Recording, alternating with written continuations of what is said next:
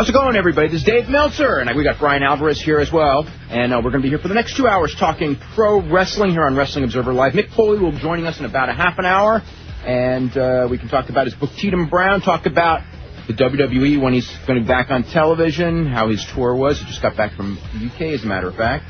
And actually, I'm almost done with his book, and got a lot of questions for him on that. But mainly it's going to be you guys calling, because the last time he was on, we had so many questions that we took up almost the whole show. So this time, it's going to be you guys calling up for Mick Foley. You can call us at 1-800-878-PLAY, but all lines are busy right now. Brian, how are you doing? I'm here.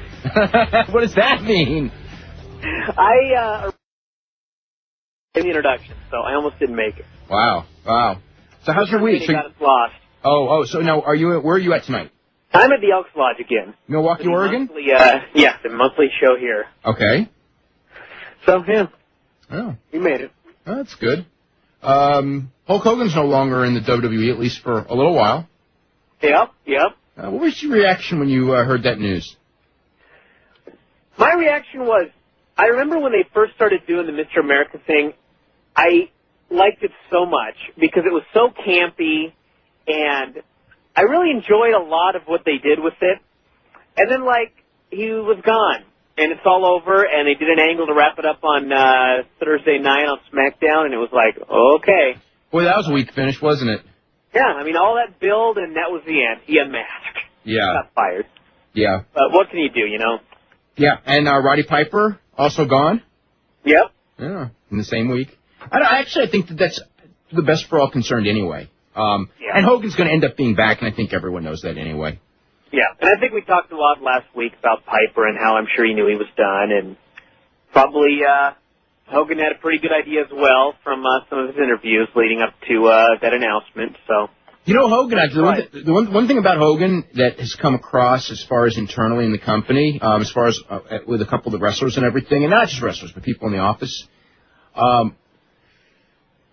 it really hurt this leaving hurt his rep in the sense that he, left over among, the prime thing, the complaint about the payoff. And it's like every wrestler in that company knows that he got paid a whole lot more than they did, with maybe the exception of Vince McMahon and maybe Kurt Angle, you know what I mean? Yeah. And he's out there, it kind of, he's booked for all these things, and he's agreed to stay at least through SummerSlam. And he doesn't like a payoff on a show that everyone knows, did well below expectations, and he decides to leave. And he was the main event. He was the guy who, was the guy who would have been credited had that show done well, and who would have gotten the blame had the show done poorly, and decided, I guess, that he thought the blame was unfair and the payoff was unfair. So maybe Hogan knew something about vengeance, or had some predictions. I guess so. As official as it's going to be this far in advance, it looks like we're going to get Triple H and Bill Goldberg as the main event at SummerSlam in Phoenix, Arizona, and I believe it's August 24th, although that date might be wrong, but it's actually, the date isn't wrong. That is the date. Okay. So anyway, that's going to be a very interesting match because it's a match that neither guy, there are great arguments on why both guys should win and why both guys should lose. And in how long? Boy, that's good. I just think that the week before and the day of that show and the day after that show are going to be very interesting. Oh, I think that between now and August it's going to be very interesting because, whether or not, let's just say the main event is for sure. And it's not for sure this time out, this far out, because Vince McMahon changes his direction on a dime regularly.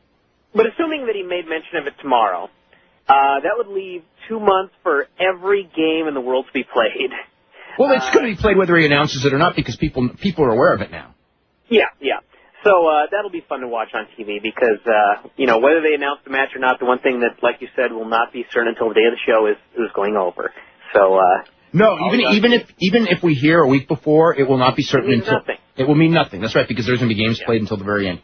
Randy Couture and Tito Ortiz have a unification match for the UFC Light Heavyweight Championship that's going to be on September 26th in Las Vegas. They had a press conference this week on Wednesday, and at the press conference, they, in fact, did not announce a building or when tickets would be on sale, but they did announce the match, and I guess they just wanted that out as quick as they could because it was, I guess, the day after.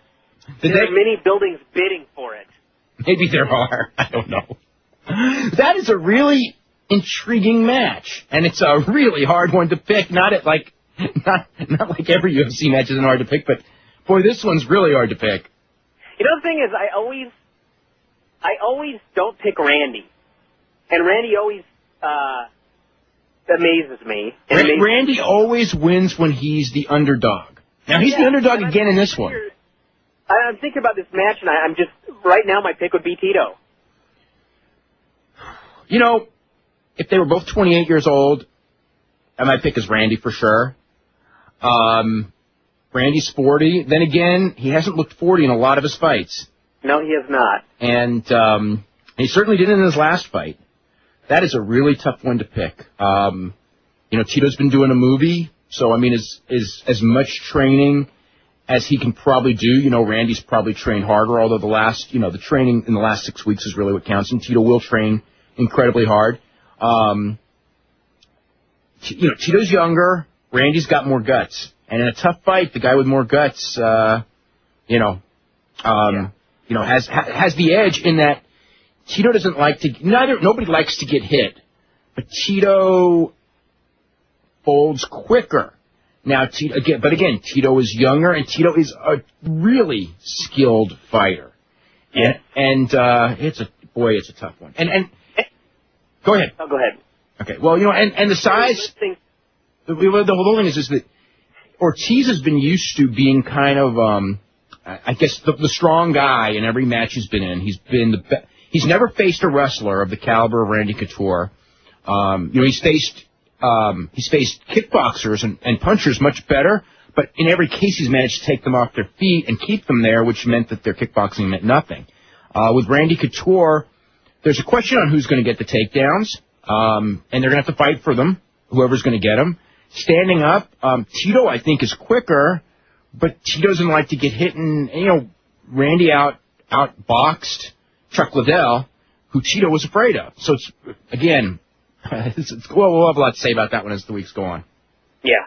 The one thing when I listened to the press conference was I was listening to Tito, and everybody who asked him a question was asking about ducking Chuck Liddell and everything like that, and we've obviously been following that for months and months now, and I think pretty much everybody assumed that he was, but Tito did such a good job that I almost believed his entire story. Except that it wasn't true. And then he had these commitments, and then he couldn't train because he was filming for this movie, and he was so good that I was like, wow, he's making a strong case. Yeah, but you know what really killed it was when, I think it was Jeff Merrick, actually, who asked about the comment about maybe we're going to have to take that match to Japan. And then they were trying to say, oh, well, they meant that, you know, UFC was going to do a show in Japan headlined by that. Yeah. When I heard that, it was just like, oh, okay, you guys, you're insulting my intelligence, and you've gone too far. Yeah. So, and I think that they knew that Jeff knew, because they didn't sound like they wanted to talk to him. I don't think they wanted to talk to anyone. That was kind of embarrassing as a press conference. I mean, as far as like, because all the questions, you know, for Tito were all about Chuck Liddell. Yeah, it was almost like the Linda McMahon conference when that one guy called in and they immediately got rid of him. But it was like an entire call full of that. Anyway. They could avoid it. Yes. What do you think of Zach Allen's debut on Thursday? His first match on Thursday, anyway. I mean, the first match that WWE fans would have seen. When I first heard that it was going to be that particular match, I thought, this is the most horrible idea I've ever heard of in my whole life. But I think that the way that it ended on TV, I almost think that it was a success. So I think it was a success, but on the wrong night. They should not have done that match on a night where you know that the audience is going to be low, because they spent all these months building up this guy's debut, and they do it on a night where, you know, it's probably one of the lowest, you know, and the final rating isn't out, but I would assume it's going to be one of the 5 lowest rated SmackDowns in history. Yeah. And it's not the fault of the main event, it's the fault of the night. Yeah. And of all the of all the matches they could have booked him in, this was pretty much a miracle the way it turned out. Yeah, it was put together real well. I love that one where Big Show, in all of his plumptitude, I don't think there's such a word, but there is now. Yes, so, you know, went up to Stephanie McMahon and made her look just so small and thin. I thought that exact same thing. I mean, he looked so huge and fat as he was doing that ogre thing on Stephanie McMahon, and she's doing that. You know, that was tremendous, though. I could not help but think that she had to have written that whole segment right there. where I'll be in a hall and Big Show will obscure the entire hall. Because everyone's always talked about, God, Stephanie looks so big. And all of a sudden they do this angle and she looks like just tiny woman. Yes. The magic of the Big Show. Oh, my God. And so she actually knows the lesson of size and no one else in the company does. Obviously Vince Russo didn't on Wednesday. That's true. Yeah. Kane, bald head, no more burns. I take back everything I wrote about how this could possibly be a success. He was so less terrifying with the shaved head, and yeah, he's doomed. Yeah, the other thing on the WWE, remember a couple weeks ago we were praising them about how the like the week that they had the 2 Madison Square Garden shows, how they had the lineups in advance, and everything was so well built up. And now here we are in Montreal and Toronto this week for Raw and SmackDown, and we don't know anything. Nothing. Yeah, nothing's been said whatsoever. Although Eric Bischoff will not be there tomorrow, and Steve Austin will be back tomorrow, and I guess it's Steve Austin's revenge. That's like I hate those kind of things where they do that one week and then the other one the other week. They used to do that in the past, and I never liked it. I didn't particularly like Raw. I thought SmackDown ended up being all right, kind of slow at the beginning. The tag team title change where Shelton Benjamin and Charlie Haas beat Eddie Guerrero and Tajiri, that was a really good match. Yeah. And the final segment, for what it was, I thought it was a successful segment. The place went crazy, so the show ended on a good note. The last half hour, 45 minutes were all right. It was kind of boring up until that point. There's something about the angle where Eddie was upset because of his car that I just loved. Oh, yeah. He's looking so sad, and Tajiri's lying on this broken windshield. And then he goes and looks at him off. Yeah. My car. That was great. Yeah. So, I guess that means we're going to get some Eddie Guerrero and Tajiri matches.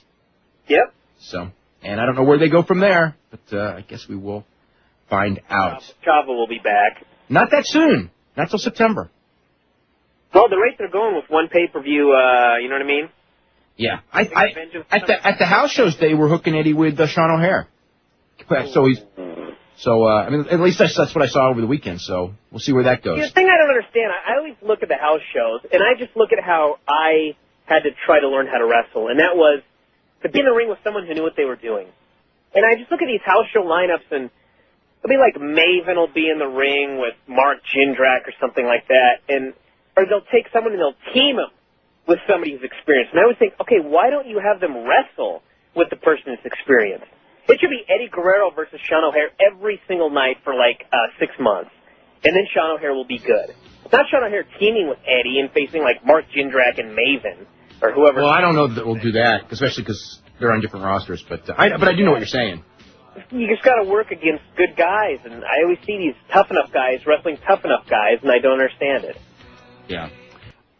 My figure 4 story of the week is last week you were talking to me about feeling bad about when I read it, and of course I told you that it's no big deal, things like that never happen. And so guess what happened yesterday when the mail came, and everybody's in a bad mood at the house, and I come back from the post office, and I got my figure 4, and I sit down, and everyone's yelling and screaming, and I just tune it out, and I start reading about your article about Jamal being fired, which is a spoof of Jamal being fired. It's not like we're making fun of that 350-pound man being fired. But he wrote a really funny story about it, and I'm just cracking up, and people were not amused by the fact that I was having a good time when nobody else was having a good time.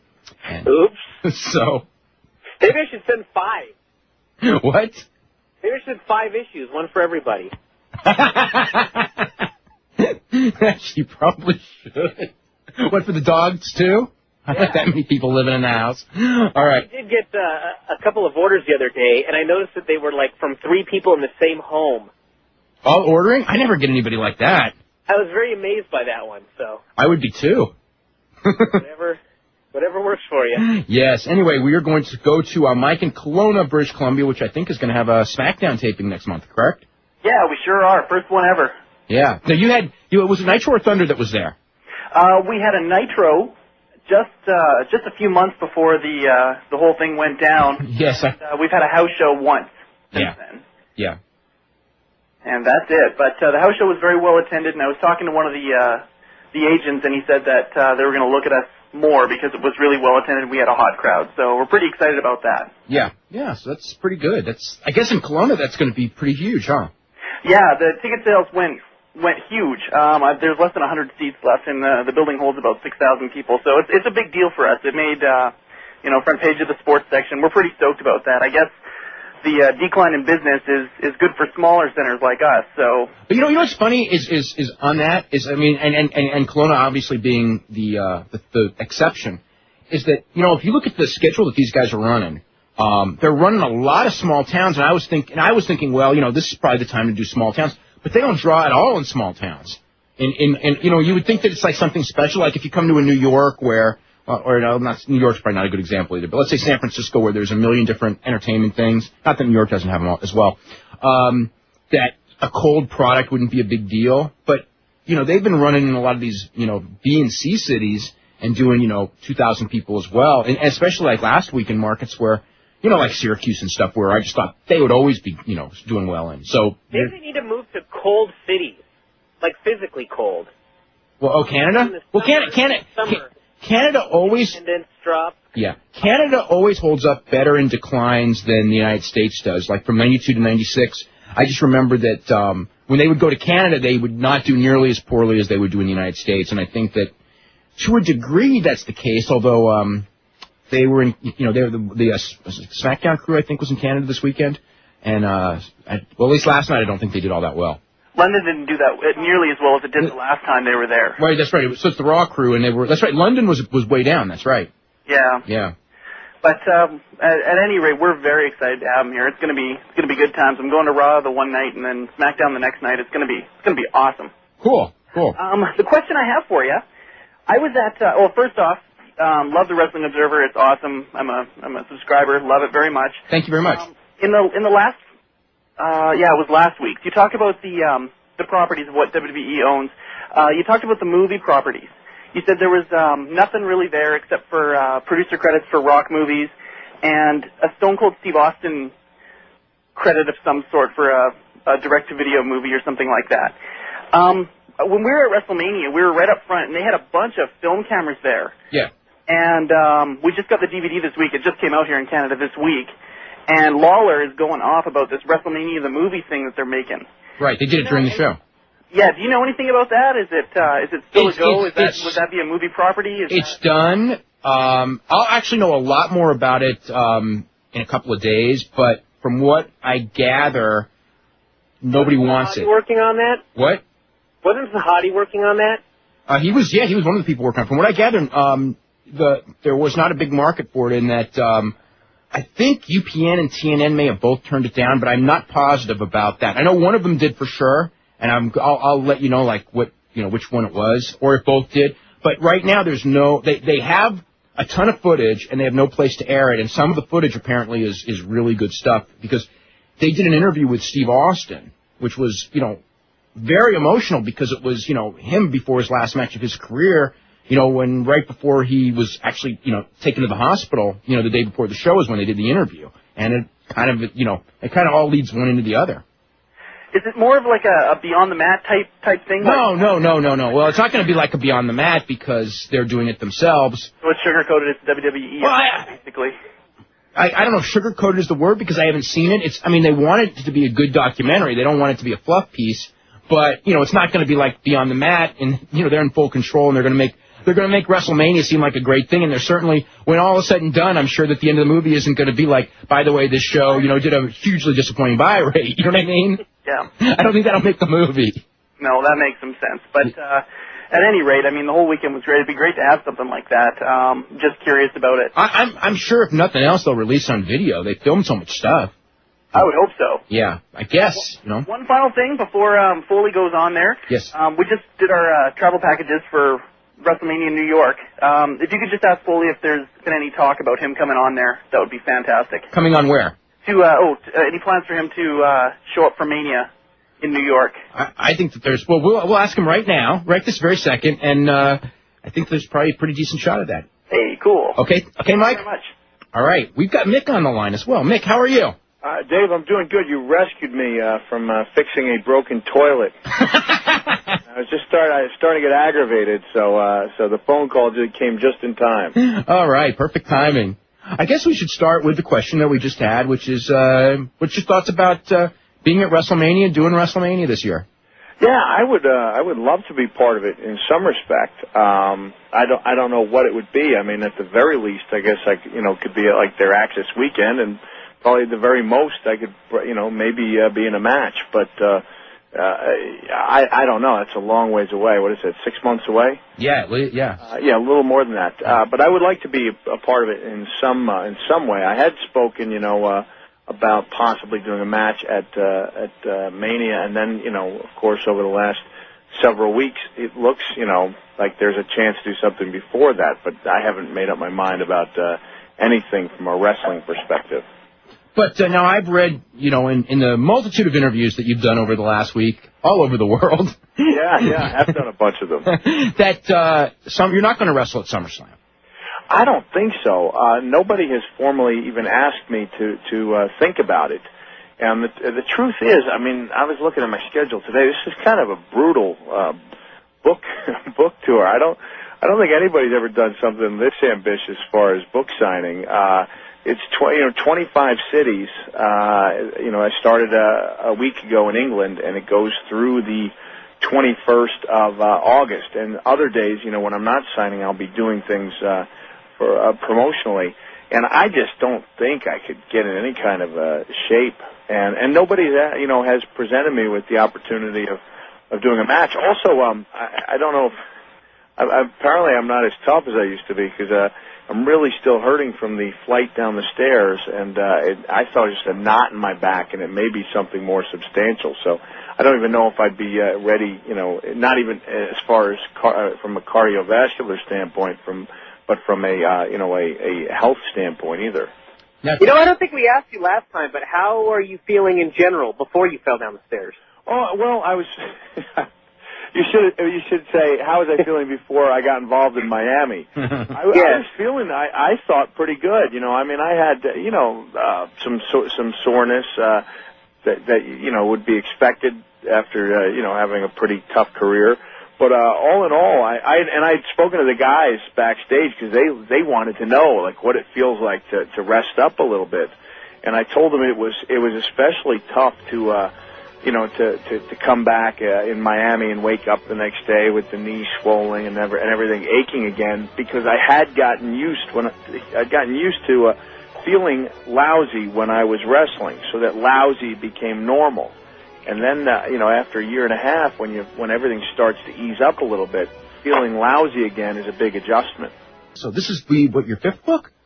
Yeah, this is the fifth one, and definitely don't want to have anyone confuse this with a children's book. Not at all. The one thing, and again, I'm right at the point in the book, about page 201, where Andy, who was the guy who the 17-year-old, I guess, roughly, right? Is that the age that he's 17? 17-year-old, who the book is basically about his life up to this point, has been reunited with his father, and he's just found out that his father was a professional wrestler in the South in the 60s and in other places as well. You'd use some of your, wrestling knowledge and background to kind of, make the father character.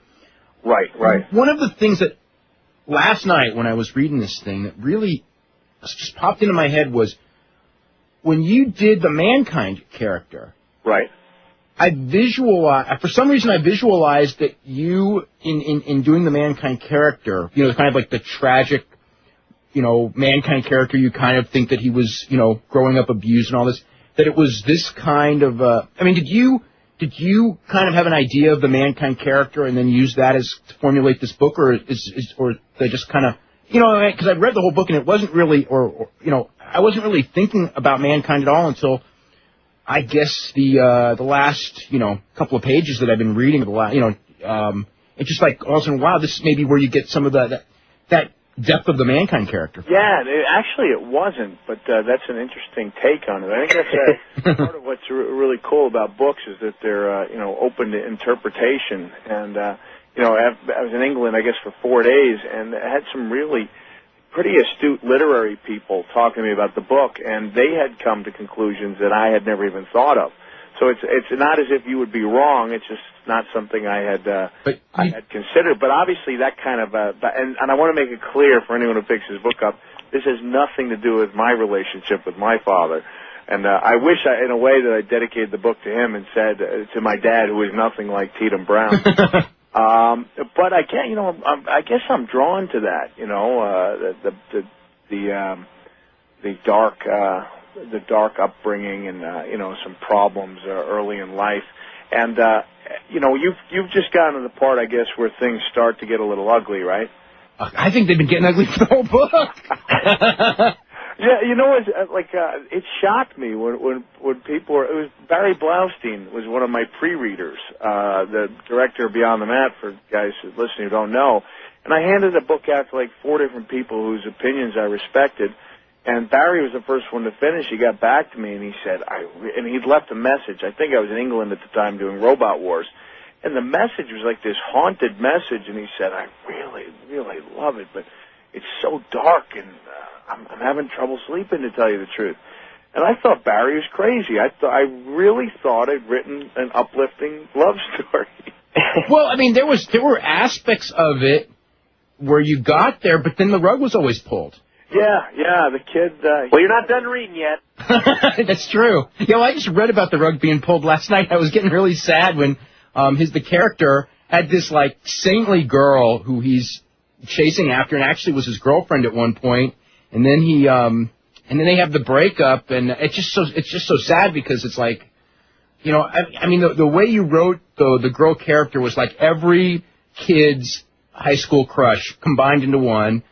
And he was, this poor, pathetic figure who, every poor, pathetic figure, like, it was interesting, again, reading the different characters, because, I don't know, I think that a lot of things are similar. I always relate real well to your books anyway, although they were wrestling books, maybe I should, but, like, a lot of the different characters, I could sort of relate to them, like, the history coach and everything, and the history teacher and football coach, which I want to talk to you about in a second. Sure. But I mean, I could see, like, when a kid growing up in high school, there's the one girl who you in your mind dream she's got all these saintly qualities, and you actually wrote a girl pretty close to that in the book.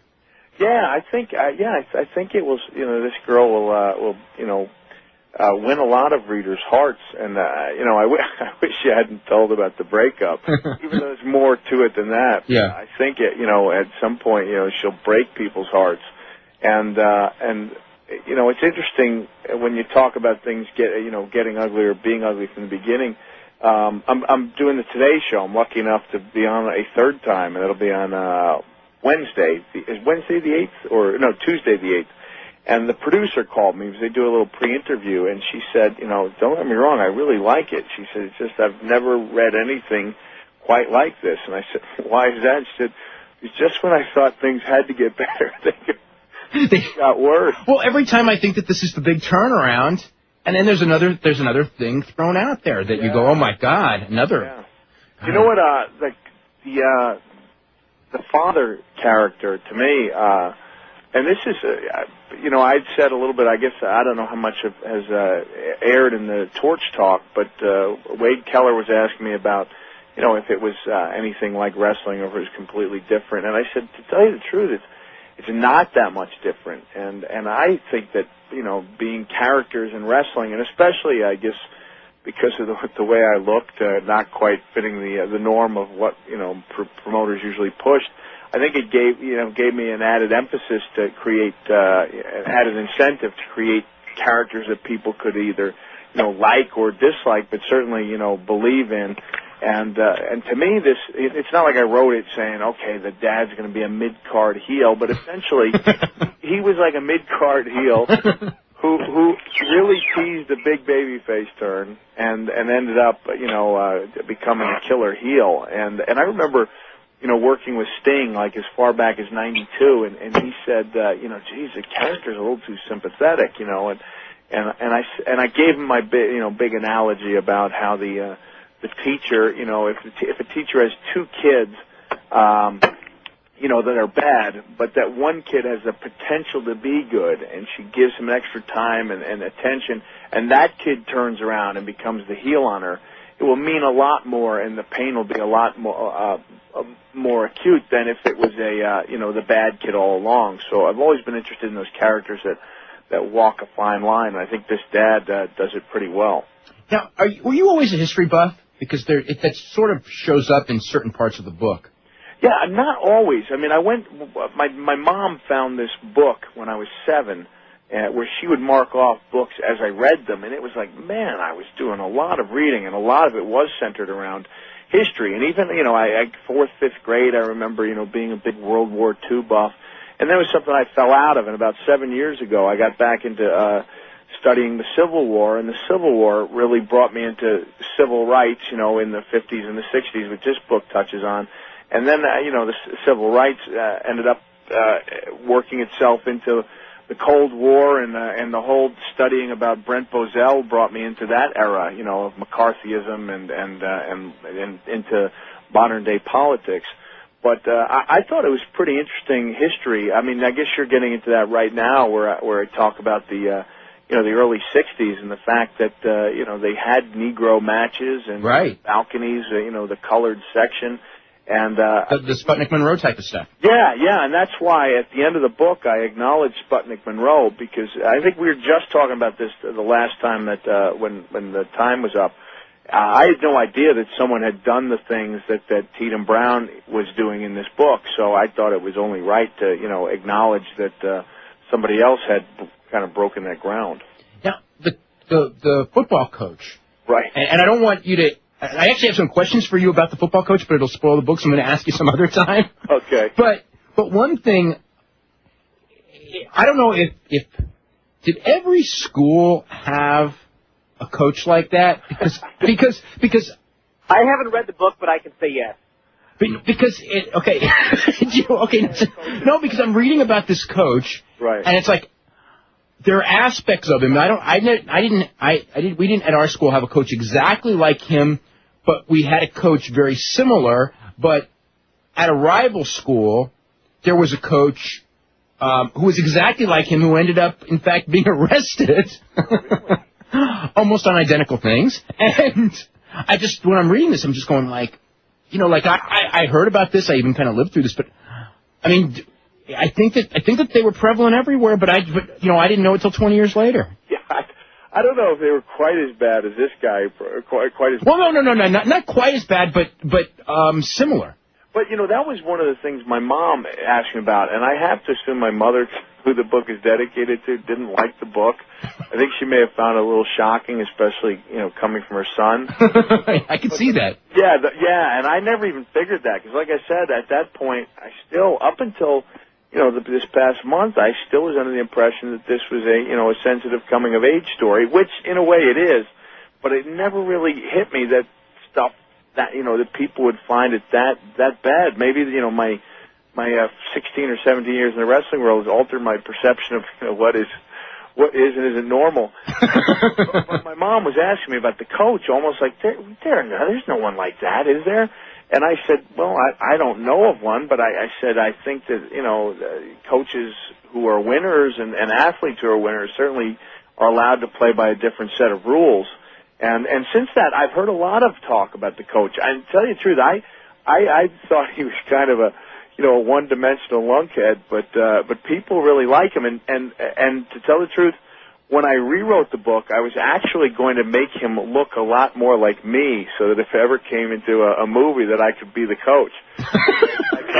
But then you'd have to gas up. Well, if I rewrote it, I wouldn't. I was going to say something about a prominent set of love handles and uniforms, and I still think I could play him if I could shape up to play the coach. I wouldn't be quite as big as I described him, but I think I could.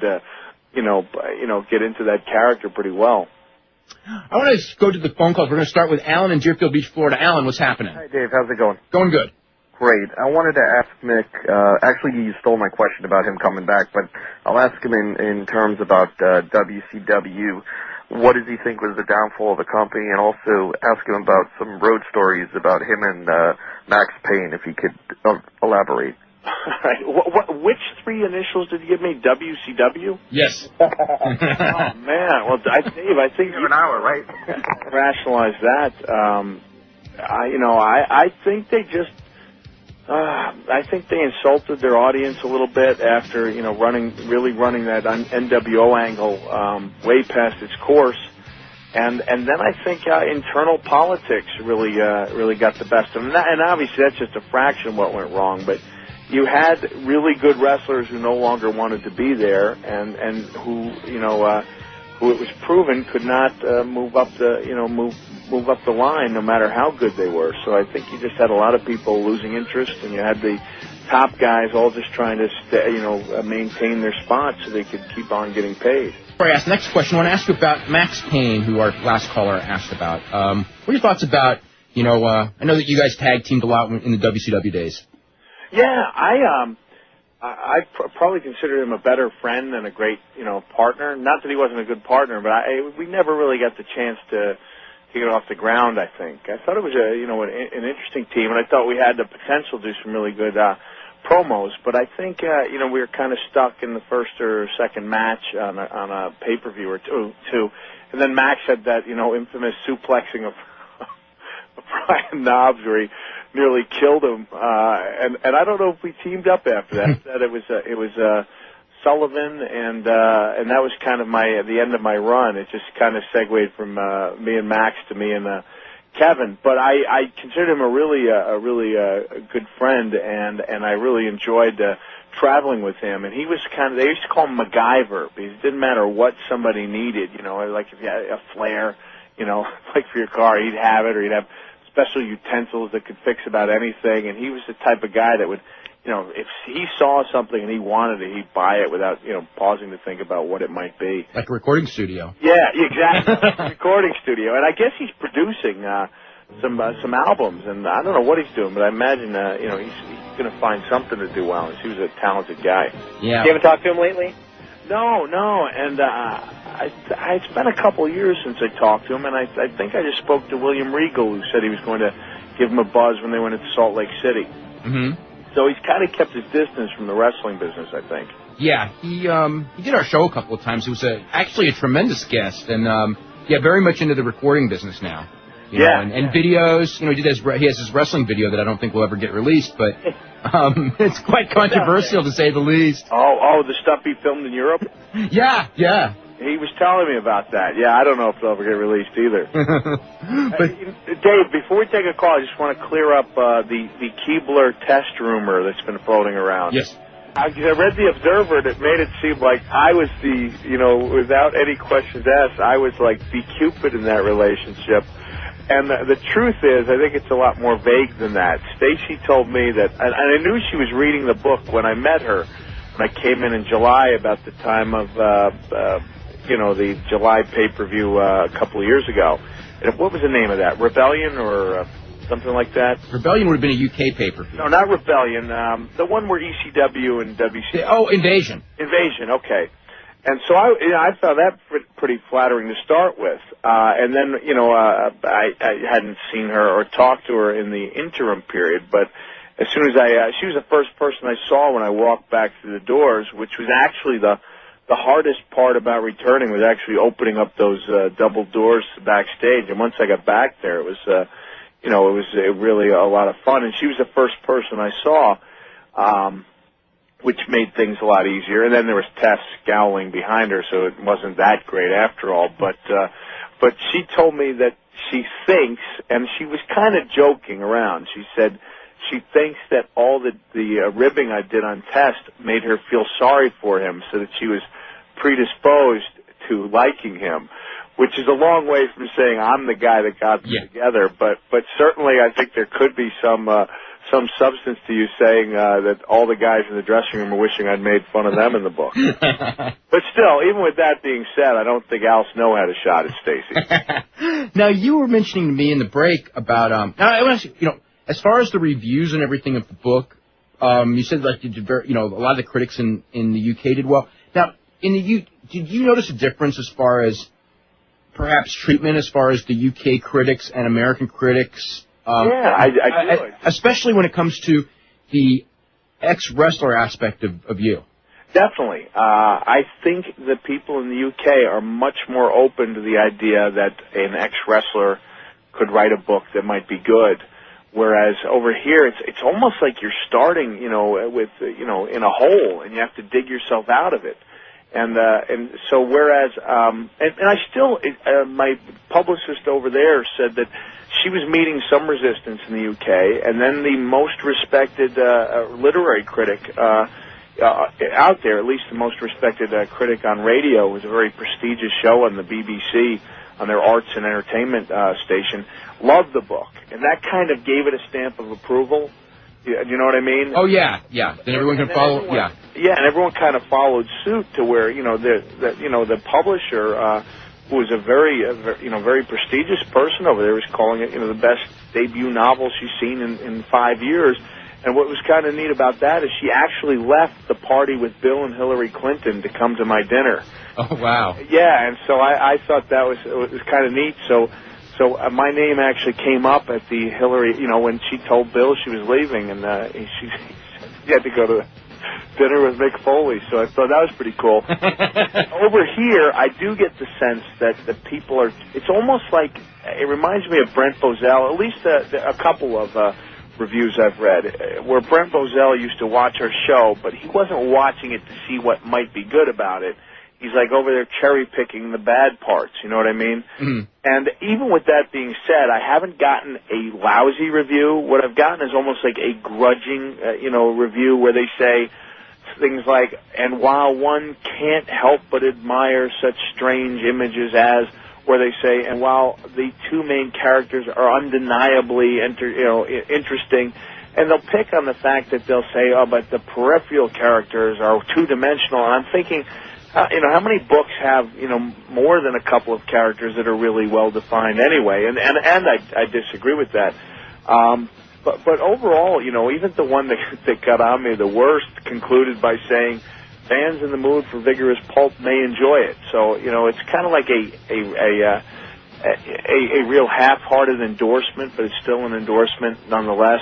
Do you find it also as far as, like, getting on the big shows and things like that? Because I know when you did your first books, and nobody had any idea that those would do as well, or the very first one, as well as it did. Right. I got the impression that, a lot of shows, and we talked about it, there were certain shows that would not put you on, perhaps because you were a wrestler or for whatever reason. Yeah, there's still, unfortunately, a stigma that surrounds wrestling, unless you're like The Rock, who, has clearly broken through into the mainstream. But I'd say, even Austin met a lot of resistance, even though he was, like a cultural icon, back in 98, 99. I mean, Triple H has a real tough time getting any kind of mainstream publicity, and, he's been the heavyweight champion several times. But the second book, we were meeting a lot of resistance, and when the New York Times article came out, it was like the floodgates opened up. Mm-hmm. And it seems like, just as in the UK they needed, a stamp of approval from that one literary critic, that the New York Times was like a big stamp of approval, letting other mainstream shows know, okay, it's okay to have this guy on. So, at the same time that, I've taken a couple of beatings, and not even real major beatings from some of the real highbrow critics, which is a little different than a major newspaper who would, I think, be a lot more lenient on my past.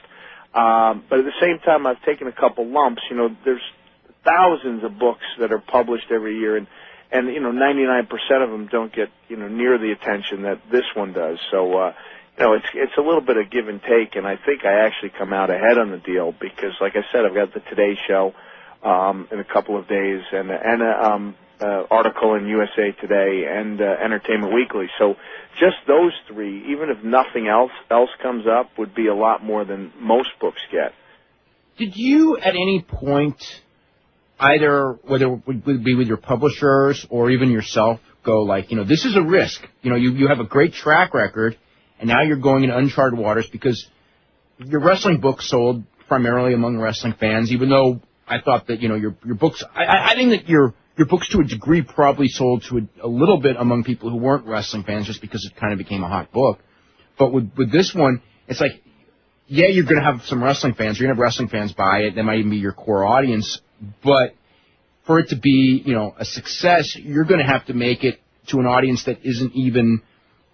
That might know who you are, but that they're not enamored with you in the same way as I would think. You know what I'm saying? Yeah. I mean, it was definitely a risk. Even the idea of writing it was was risky, let alone trying to sell it to the public. And I actually had a good offer from Judith Regan that I didn't take just because I didn't know if I could actually write a book. Judith made me the offer back when I said I wanted to write one. So I actually wrote the book without any kind of guarantee whatsoever. Then we shopped it around, and it's funny because some people got it, and then there were others that were like, well, can't the father be a good guy? And it just kind of reminded me of wrestling in the sense that, sometimes people think that,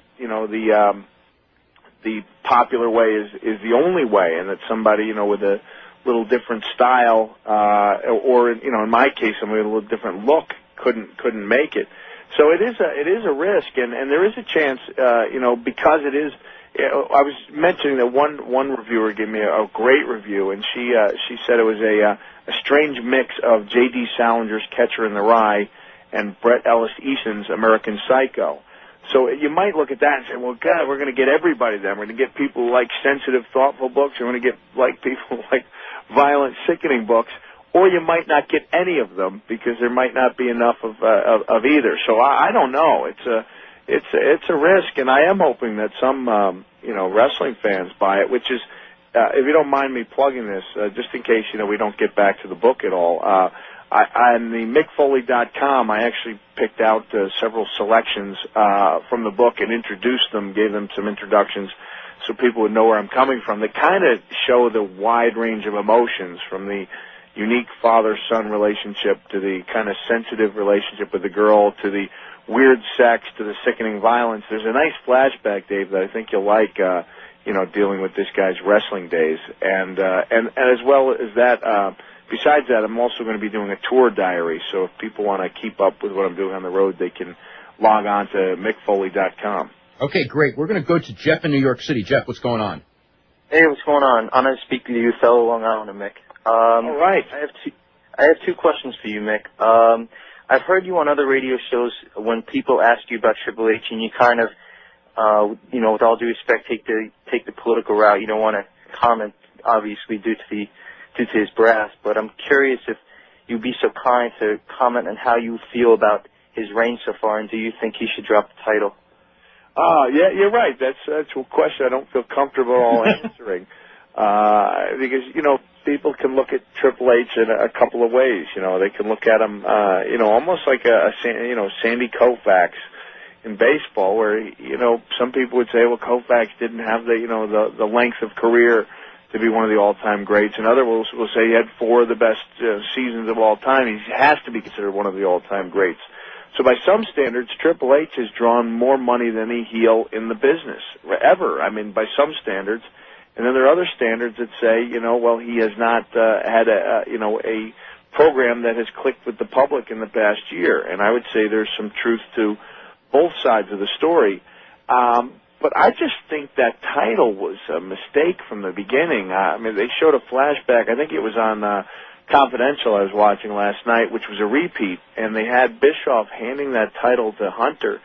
And it was like the wrong heat, It was like, just didn't sit right with me, and I think that they should have made the Brock Lesnar's WWE Championship mean more. So I don't know. You're right. It is it's a tough political question to field, especially because I made my best money with Hunter, and I have all the respect in the world for him as a performer. But he has had a couple programs that have not captured the minds of the fans this year.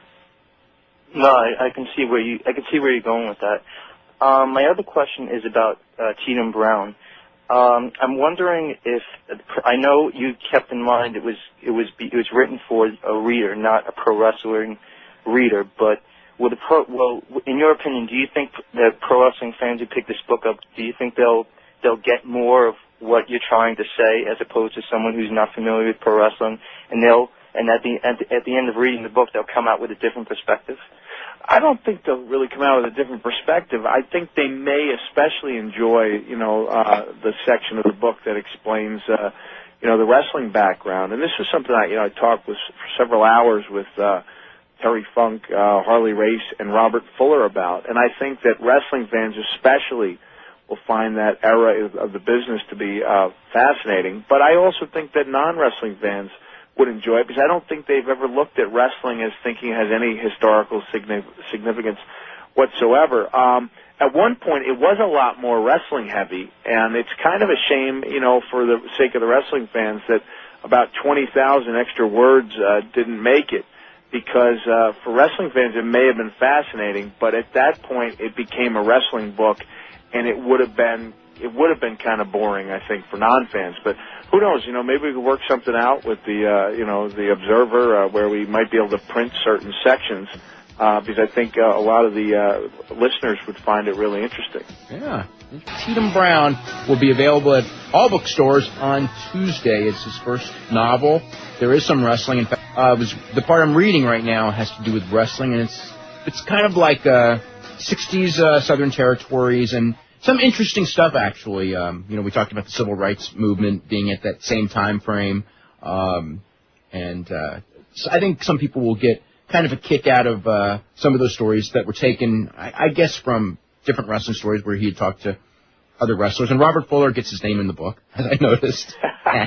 Yeah, at one point, Terry Funk was in the book, and Danny Hodge was actually a significant character. Not that he had any speaking lines, but I remember talking to Harley Race a couple of years ago and asking him, about, bitter light heavyweights who, really resented the fact they never made that kind of money, the big guys would. And so Harley was really helpful. And, you see a lot of bitterness in the business, because everybody thinks to some extent that, they should have a better run than they do. And especially, I would think, guys, legitimate, shooters or hookers. And in this case, a guy who was trained in Wigan and, was about as good as they come. In the original story, the one guy that he couldn't take was Danny Hodge. That's the one guy, that stood in the way of making any kind of money, and so he just resented it. He had a real hatred for football players and a real hatred for Texans based on meeting, dealing with Terry Funk and Amarillo. That didn't make the final cut, but like I said, I think it's pretty good storytelling. It just ultimately didn't, fit in, but, like I said, maybe we could make that available for, big wrestling fans down the road. Yeah. Let's go to Ed in San Antonio. Ed, what's going on? Speaking of Texas. Hey, Dave. Hey, Mick. I can't explain to you how big of a fan I am of yours. You've really inspired me. Thank you. And the question that I have for you is, I've heard many times that you said that you don't really have an interest in being a booker or being part of creative. I've always thought that you would be pretty good at it just from all the stuff that you've done in your career. And my question for you is, if you were given the job of head of creative, and who would you bring in to be your brain trust? Who do you think you would elevate to be part of the writing team and help change the direction? Because right now I think the weakest part of the WWE is the creative.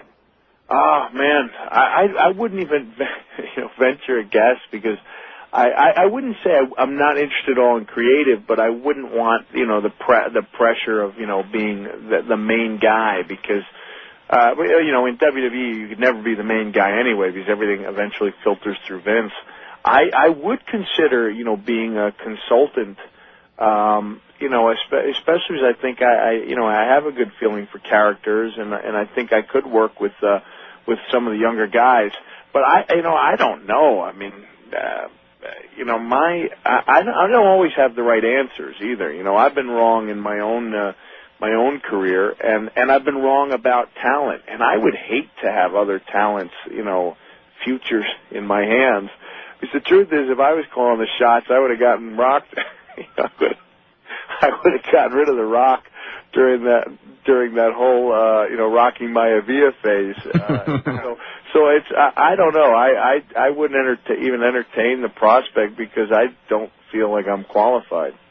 Well, if you're not qualified now, I'm getting scared, because I don't know too many people that would be more qualified. I'm qualified to be on the team. I just don't think I'd be qualified to. I've never done it. It's not like I grew up and booked territories and have any kind of a track record I could point to. I have a track record for creating characters, that were interesting and coming up with some really good ideas. But I used to have complete faith in guys like Eddie Gilbert. You know, even when, you know, I had complete faith in Vince Russo, although he was a guy that, you know, I think needed a lot of, you know, reining in, but I still thought he had a lot of talent. I see Brian Gewirtz, and I think he's kind of, you know, gets a hard deal with it. He's very talented. But I think, you know, in WWE, especially when you're trying to, you're trying to draw from such a huge audience from every region of the country and different age demographics, you probably do need a team because one guy's vision probably isn't inclusive enough. Now, the one thing when you bring up, you know, Brian Gewirtz, and this is, you know, not necessarily a knock on him, but on what a lot of people blame him for, that probably is not his fault, in that, you know, ultimately the way the shows are written is what Vince McMahon wants, and they're trying to do what Vince McMahon wants, and also to entertain the people.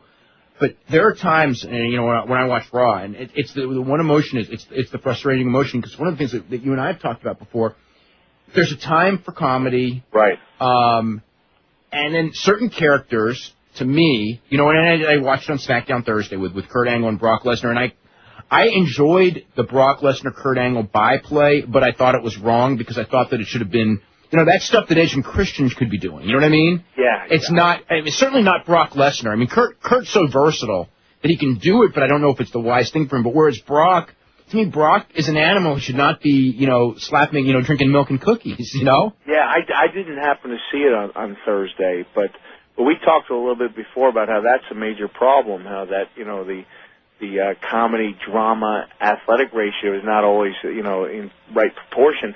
Here's just an example, and it's not, and I don't want to point to this and say, wow, look what I did, but it's something, you know, it's a minor thing, but it may have made a big difference, and I think if guys could somehow get this balance right, it may, you know, on a larger level, change things. And I don't know what the hell that sentence just meant, but I'll give you the example. Is following the interview we did with Evolution, the one with me and Randy Orton, where Flair and Triple H were a part of it, we had a pre-tape done, and it was a funny pre-tape, and it was the type of thing where, you know, I ended up getting a good joke in on Al. You know, I said I was going to be in Maven's corner, and Al asked if there's anything he could do, and I said, yeah, I'll probably be hungry. How about making me a couple sandwiches? And it was funny, but you know what? We came out of that interview, and I mean, and, you know, when I was sweating, and I was all fired up, and the whole pre-tape wasn't right, you know, so I kind of called an audible, and I said, can we do this live? You know, it was like, and it was a lot of pressure, people running around, and boom, we did it, and it was not by any means the greatest pre-tape in the world, and probably the funny one was a lot better if you're judging it just on its own basis, but in fitting in with the context of the show, the first one was all wrong, and the second one was much, much better. And it's a hard thing to try to figure out what emotions are going to be like when the time comes.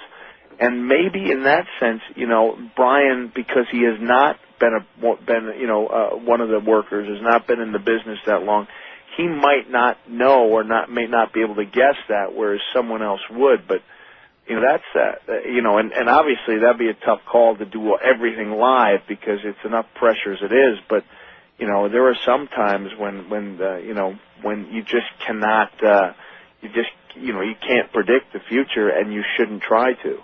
Anything else, Ed? Let me ask you one more quick question before I go. You brought up Vince Russo. Yes. And I was wondering, I've seen a tape of Beyond the Mat, a special edition that has some extra footage, and one of the footages is the day you became Dude Love. Right. All the backstage stuff. And my question is how hard is it to have a professional relationship with somebody who every other word is a cuss word? Was Vince cursing? He was cursing like a madman throughout the whole... You know what? You get so used to it. I think I even pointed out in Have a Nice Day that, like, hearing somebody like DDP go over ideas for a match, you don't shoot somebody into the ropes. You shoot them into the effing ropes. You know, you don't give them an elbow. You give them a big effing elbow. That's just the way people talk, you know. I stand out as being, you know, there's like something wrong with me because I don't curse that often backstage. But yeah, Russo lets the F words fly quite a bit, I think.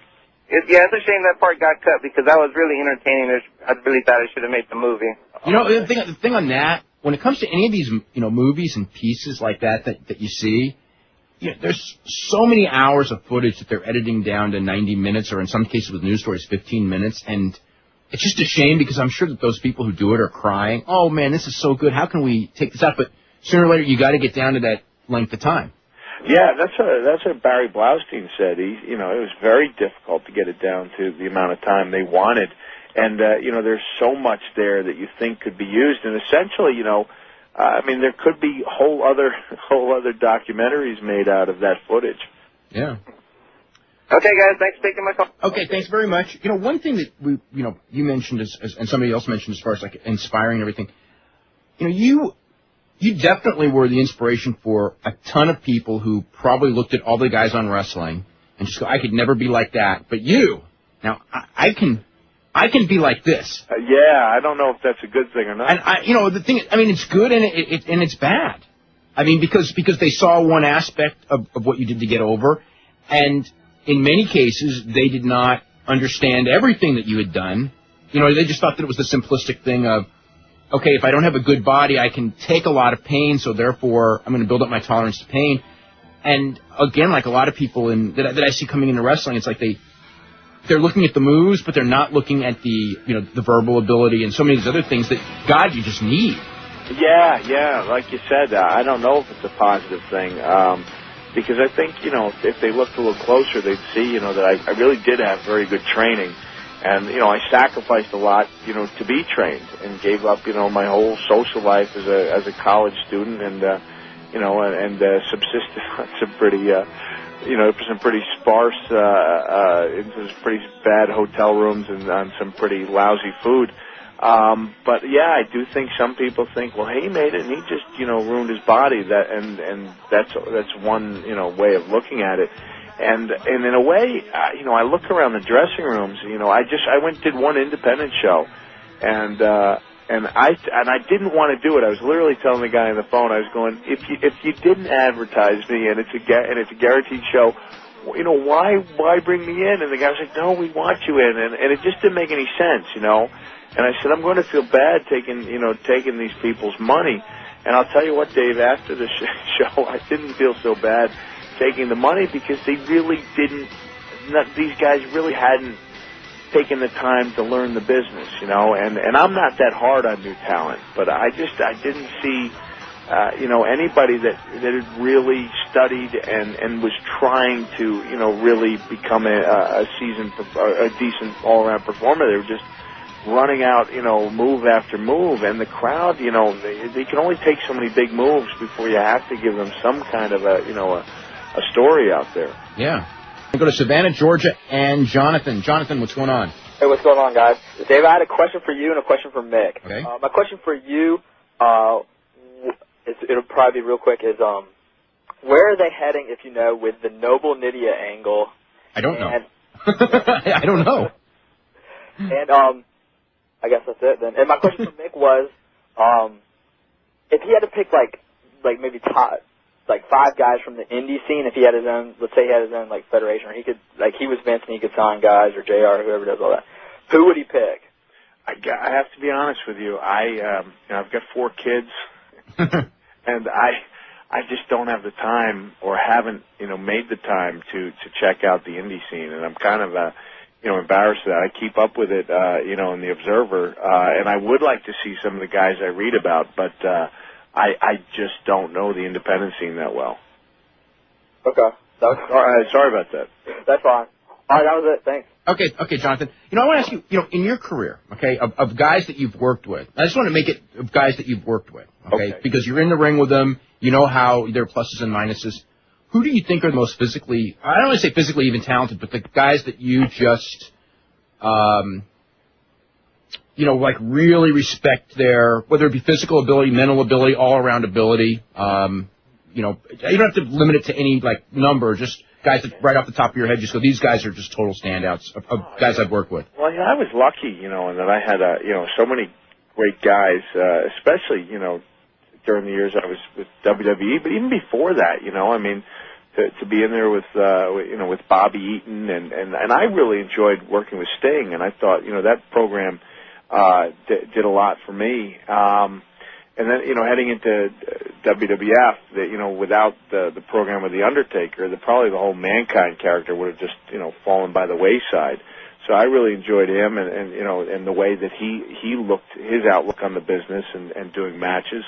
And from there, you know, I had some great runs, not just great runs, but great matches and a lot of fun also working with Austin, working with Triple H, working with The Rock when he was a young heel, even though, you know, we had our share of differences, but I think we also had a great time and did a lot of funny things later when we went on to team up. So there's some of the guys, and of course, you know, Terry Funk was probably my favorite all-time guy to work with. Although I don't know why he didn't show up at the Garden. I was going to ask you about that. Like, what happened there? I got in touch with him, and I'm afraid to find out why he wasn't there. I don't know if WWF didn't contact him, or if something fell through. I don't know. It would have been nice to have had him there. Yeah. Let's go to Ben in Boca Raton. Ben, what's going on? Ben. That's not working. We're going to have to go to Jeff in Burlingame. Jeff. Hey, Dave, good talking to you. Okay, what's going on? Hey, well, you just took my question about Terry Funk. Oh, okay. About why he wasn't there? Yeah, that's part of it. The other one was, Mick, I was at the ECW arena the night Terry Funk caught on fire. Right. And I want to know if you can tell us what it was like in the dressing room that night. Oh, man. That was like the lowest point of my career, you know, as far as my enthusiasm for the business. I really thought, you know, I didn't realize it was a towel that had flown off the chair, that was taped on, you know, was taped onto the chair and had flown off and landed on him. I thought, from my vantage point, that it was just a fireball that, you know, just ignited him. And I remember, you know, I think, you know, it's about 3 seconds you have before a flame really does its damage. And I had written in my book, I said, I don't know if I couldn't catch him or if I just, you know, kind of chickened out, because I remember thinking I need to put out Terry, and then I remember thinking, how? You know, I don't know how to do it, and I don't know if I couldn't catch him or if everything just happened so quickly, but that towel ended up, you know, dropping off of his body, and he was burned only in, you know, one small part, but severely burned in that part. And when I got back to the dressing room, you know, he was just livid. He was throwing things, you know, that seemed well heavier than any human being should be able to throw, you know, just like flipping tables and furniture, and especially, you know, screaming at me. And it was, you know, it's like having your dad yell at you, know, but much worse, because I never actually set my dad on fire. So my father never had that kind of reason to do that. And then, you know, later on, that I guess that next day, I didn't know that Terry came back from the hospital and did promos for the next month. You know, I didn't know where he was. I remember driving home and thinking, you know, I'll never wrestle again. You know, and by the time I got home, it was I'll never wrestle again in this country. Like I'd kind of changed the rules of my own, you know, self-imposed retirement. But the next day, I called his house to make sure that I'd be the first one, you know, whose voice he heard. And then my wife and I went out for the day, and we came home. He had left a message. I remember it almost, you know, verbatim, where he said, "Cactus Jack, this is Terry Funk, and I acted like a damn fool last night. It wasn't your fault. It wasn't my fault. It wasn't anybody's fault. But I'll tell you what, we sure gave him a lot to talk about in Japan." And so it was, it really, you know, made my day, because, you know, that was a terrible, terrible occurrence. And then we were almost, you know, we were sued. The Funker and I each spent 6 days in Philadelphia in court, and we were very, very lucky to come out of there, you know, without paying a dime. Anything else, Jeff? No, thanks a lot, guys. Okay, you're very welcome. We're going to go to Prospect, Connecticut. Jeff. Also, Jeff, what's going on? Hey, Mick, it's a pleasure talking to you. You're among my favorites of all time. Well, thank you. My first question, I just had a couple questions. My first question is kind of like the last one Dave asked, but the opposite. Who would you say off the top of your head is among the worst workers you ever had to work with in-ring talent-wise? Oh, man, this is where I win a lot of friends. You know, Mil Mascara stands. I knew that was coming. What about like a guy like an El Gigante? Well, El Gigante, yeah, he was kind of awkward, but I only had a couple of matches with him. But Mascara stands out because he was so famous, and because almost universally people hated working with him, and they thought he was, a real selfish worker, but he managed to stay over. He's standing out in my mind, and I don't know, probably that's something I'd have to think about for a while, but I'll go with MorleyChris as the worst, most overrated, most selfish guy I've ever worked with. You know what's funny about him is that everyone that you talk with that spent a lot of time around MorleyChris has the kind of like the MorleyChris comedy about standing on tippy toes, sucking in his stomach, and all that, and just the impossibility of trying to work with him because he wouldn't give anyone anything. Right. Yet at the same time, out of all of the wrestlers that ever wrestled, all the Mexican wrestlers in history, on a worldwide basis, nobody ever clicked like he did. I know. I mean, everywhere he went, from New York to Japan. There were wrestlers as big in Mexico, but when they got out of Mexico, none of them meant anything. Yeah, and that's something I can't explain, because you'd think that a guy would have to have, he obviously had talent, but you'd think that, having good matches and being unselfish would be part of the, would be part of the whole package. But for him, it wasn't. And I don't know how he got to be that famous, but I just know that everybody who worked with him hated it. My second question was, what happens when you're going into a match, like you're in a match with like a MorleyChris, or even like maybe a few of your matches with The Undertaker, and you're realizing that this match is just like so horrible and there's nothing you could possibly do to make it any better? What do you do in a situation like that? Oh man, you know what? I used to fight it. I used to think I could do salvage almost anything. And the one that sticks out in my mind is the one I just kind of gave up on, was that tag team match that just seemed to go on forever with me and Sullivan against, I can't remember offhand who it was, but it was my last pay-per-view. Not my last one, it was like the one where I had the bad back, July of 94, I think. It was Roma. Was it Roma and Orndorff?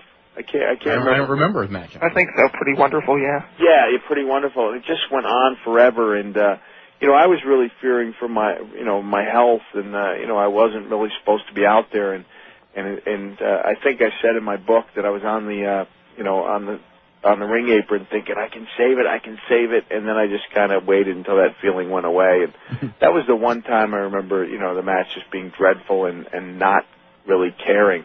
There were other times I did try. I mean, there was the Nikolai Volkov match, where, obviously I couldn't solve that riddle on how to drag a good match out of Nikolai. I've been in my share of stinkers, believe me, and some of them, you look back on and you just kind of laugh. There was one where, Kerry Von Erich had a new girlfriend in the front row and was just trying his best to impress her at, it meant, participating in, one of the worst matches of all time. My last question, really quick. What do you remember about the match you had in WCW and the electric chair match at Halloween Havoc? Oh, I was just reminiscing about it with a fan in England because they had the videotape. You know what? It didn't strike me that we were having that bad of a match at the time. There was so much going on. I think if you looked at it, it really wasn't that bad. It was just that the premise was kind of ridiculous. And when the on-off switch to the electric chair was on and nothing happened, and I think, at one point we had to pretend that it hadn't stopped working. It was a big mess, but I think Abdullah's performance in the chair. Well, that made it memorable. Yeah, it was what everyone remembers. He was really selling it. But it was, I've had a lot of really, really bad matches, but I don't consider that one to be in that league. I want to ask you, Mick, you're kind of in an interesting, traveling in kind of literary worlds right now, but as a wrestler, is there anything that stands out in your mind, whether it be a media piece on you or say a reporter that you've dealt with on a radio show or something, where you just, it was one of those things where no matter what you did, you realized you were doomed because you were a wrestler? And, any more than others, or not, never?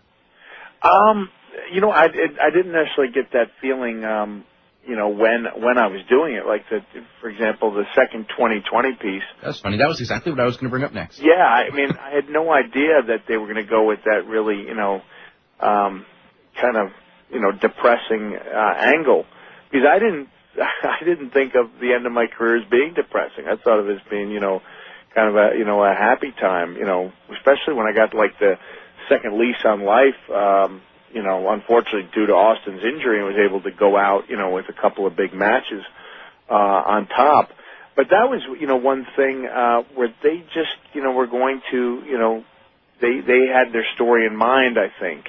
And I think that's what a lot of journalists do. I didn't see the piece, on Real Sports, but and I wanted to see it, but I just wasn't in a place that got home box office at the time. But from what I was told, they just kept asking Vince that question over and over, and I think they knew based on,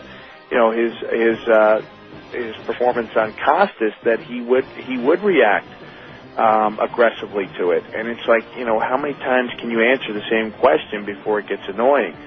And I think, there are a lot of journalists that do that. They make up their story, and then they just set about finding the quotes that will back it up. And, obviously if you talk to somebody for 4 hours and then they end up taking, three quotes from you, they're going to get what they want. And that's unfortunately the case. But I don't remember thinking, well, there was one time, and of all things, it was my local newspaper, and it was a book signing in Stony Brook, New York, where I grew up, and I thought, okay, well, this obviously is just, local kid does, writes a book, and the woman just started lobbing all these accusations out at me, and I felt strong enough to write a pretty vehement letter to the editor, and apparently that, among other things, cost her job, because I did point out, how little, research she did, and how, she Mick. said about. Oh, sorry, Dave. We got to go. All right. I want to thank you very much. We'll see you all next week. Sounds good.